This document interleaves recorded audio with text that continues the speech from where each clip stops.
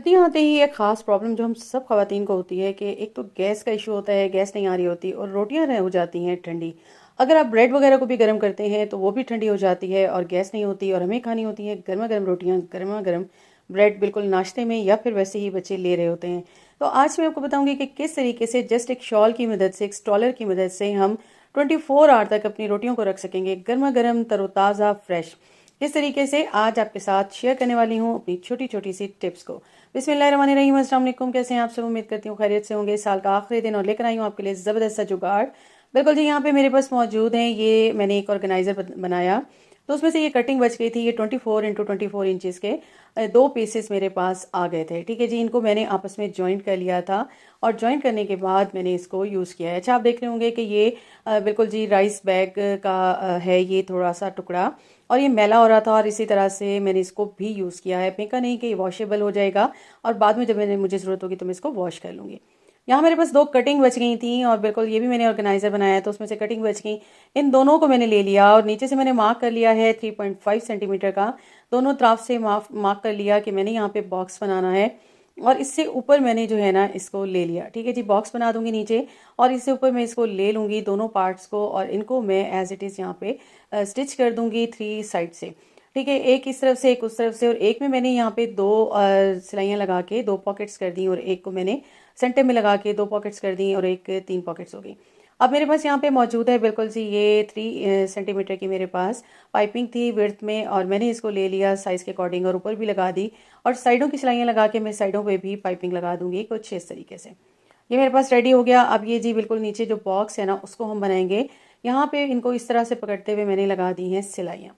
अब ये मेरा बिल्कुल रेडी हो चुका है। मैं इसको सीधा कर लूँगी और बिल्कुल 2 मिनट में बनने वाला आपका एक ऑर्गेनाइज़र जो आपके बहुत सारे कामों को आसान कर देगा।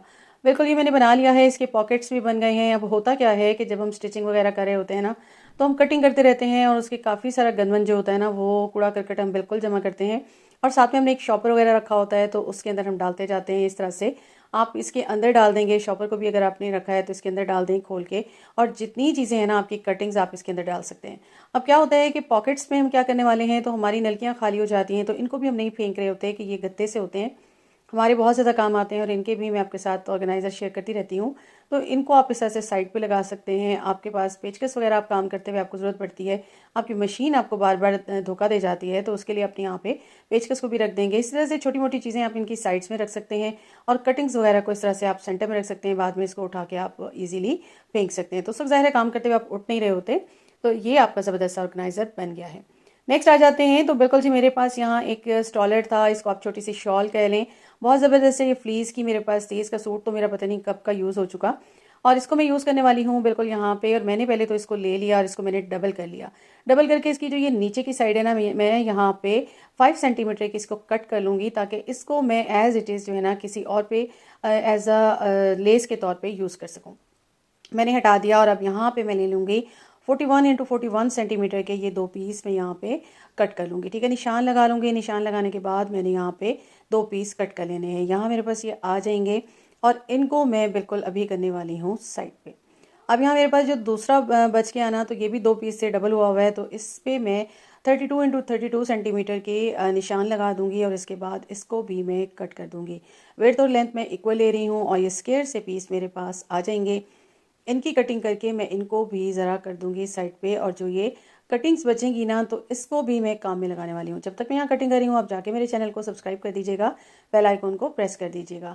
यहाँ पे ये जो मेरे पास कटिंग आ गई है ना, इसकी अगर मैं विड्थ की मेजरमेंट लूँ तो ये मेरे पास 6 सेंटीमीटर की है। ठीक है, ये मेरे पास ना काफ़ी सारी पट्टियाँ मैंने बना ली थी और इसका मैं क्या करूँगी, आप उसमें सिलाई कर लूँगी और 102 सेंटीमीटर की मैं लंबी लंबी दो पट्टियाँ ले लूँगी। ठीक है जी, अब मैंने क्या करना है, ये मेरे पास शीट मौजूद है, फोम की वाली शीट। बिल्कुल जी, मैंने आपको बताया था ये मैं लेकर आती हूँ, तो उस शीट में से मैं इनको ये पड़ते होती हैं 6-7 और एक मैं निकाल के मैंने यहाँ पे यूज़ की है। कटिंग कर लूँगी इन दोनों पीसीस के अकॉर्डिंग 32 इंटू 32, 41 इंटू 41 और 102 सेंटीमीटर की, और साथ में 6 सेंटीमीटर की मैं यहाँ पे इसकी वर्थ लेके लंबी सी पट्टी भी कट कर लूँगी। अब मैंने क्या करना है, मैंने गोलाई कर ली है, बिल्कुल गोलाई का निशान लगा दिया था।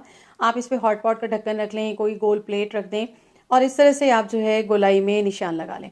निशान लगा के मैं उस गोलाई के अकॉर्डिंग पहले एक सिलाई लगा दूंगी। दोनों पीसेज ऊपर नीचे रखे हैं, सेंटर में मैंने फोम की शीट को रखा है और इस तरीके से मैं इसको खींचते हुए कपड़े को, क्योंकि फोम आप सी रहे होते हैं ना, तो थोड़ा सा मशीन आपकी स्लो हो जाती है, तो इसको मैं खींचते हुए यहाँ पे सी लूँगी। और उसके बाद मैंने क्या करना है, इसके स्केयर के एक स्केयर से दूसरे स्केयर तक लाते हुए सेंटर में इस तरह से मैंने सिलाइयाँ लगा देनी है, एक दूसरे के ऑपोजिट और फिर एक दूसरे के ऑपोजिट। इस तरह से मैं यहाँ पे 4 सिलाइयाँ लगा के बॉक्सेस से बना लूँगी। अब मैंने यहाँ पे रेडी कर ली थी, ये मैंने दोनों इनको भी रेडी कर लिया और इसके साथ ही मैंने लंबी पट्टी को भी रेडी कर लिया, सिलाइयाँ लगा दी। अब मैंने इनकी गोलाई में इनको कट कर देना है। छोटे पीस को कट कर दूंगी, इसी तरह से मैं बड़े पीस को भी कट कर दूंगी। बड़े के लिए मैंने बड़ी प्लेट को लिया था और छोटे के लिए मैंने छोटी प्लेट को।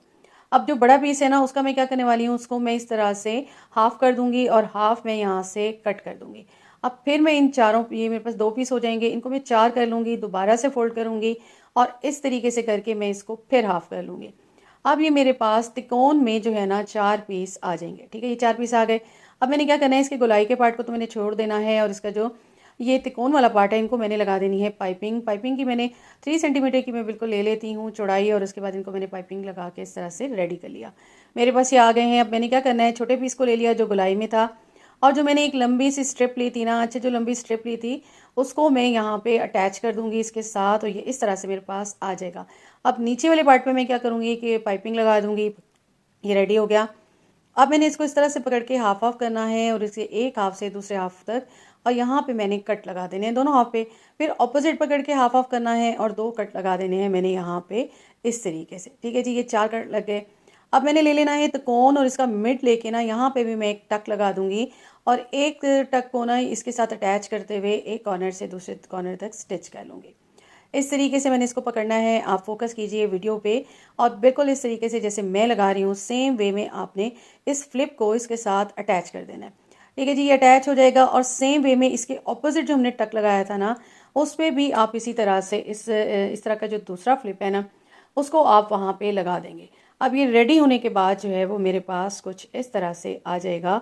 ये 2 फ्लिप लग के आ जाएंगे और ये आ जाएगा कुछ यूँ। ये देखिए इस तरह से हो गया। अब जो मैंने ऑपोजिट 2 लगाए थे ना, उनको मैं ले लूँगी और इस तरह से एक को लेके इसके सेंटर में कट लगा के, और इस टक को मैं यहाँ पे जो मैंने एक फ्लिप के लगाया था वहाँ पे मैं इसको रखूँगी, और इस तरह से ये जो 2 फ्लिप लगे हुए ना, हाफ हाफ तो इनके ऊपर आ जाएगा और सेंटर में ये कट लगा हुआ है यहाँ तक आ जाएगा। इसी तरीके से इन दोनों को मैं अटैच कर लूँगी। ये मेरे पास कुछ इस तरह से ओवरलैप होते हुए 4 पीस लग चुके हैं। अब मैंने क्या करना है, गोलाई में मैंने इसके ऊपर जो है पाइपिंग लगा दी, और ये देखिए ज़बरदस्त सा ऑर्गेनाइज़र आपका बनके हो चुका है रेडी। बिल्कुल एक बेकार पड़ी हुई आपकी स्टॉलर था जो कि कभी यूज़ ही नहीं हुआ, इसका सूट यूज़ हो गया और ये पड़ा हुआ था, इसे मैंने बिल्कुल यूज़ कर लिया। होता क्या है, आपके कभी गेस्ट आए हों और आपने ब्रेड वगैरह को गर्म करके दिया हो या रोटियों को आपने गर्म करके रखना हो, तो जाहिर सी बात है कि आपके लिए प्रॉब्लम होती है। ना तो बिजली होती है सर्दियों में, ना तो गैस होती है। तो यहाँ पे आप गर्म करके, आपको यही होता है कि गर्म करके या रोटियां बना के रख दी जाएं, ताकि ये काफ़ी देर तक गर्म रह जाएं, और जब गैस ना भी हो तो आपके बच्चे जब उठें और वो इजीली इसको खा लें, या गेस्ट को आपने देना हो तो उन तक पहुँचते पहुँचते ही ठंडी हो जाती है। इस तरीके से आप इसको रखिए।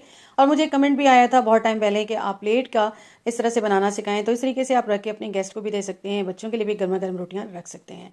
तो कैसा लगा आपको मेरा आज का कंटेंट, उम्मीद करती हूँ पसंद आया होगा। पसंद आया हो तो काइंडली मेरे चैनल को सब्सक्राइब कीजिएगा, बेल आइकन को प्रेस कीजिएगा। अपना रखिएगा ख्याल। अल्लाह हाफ़िज़।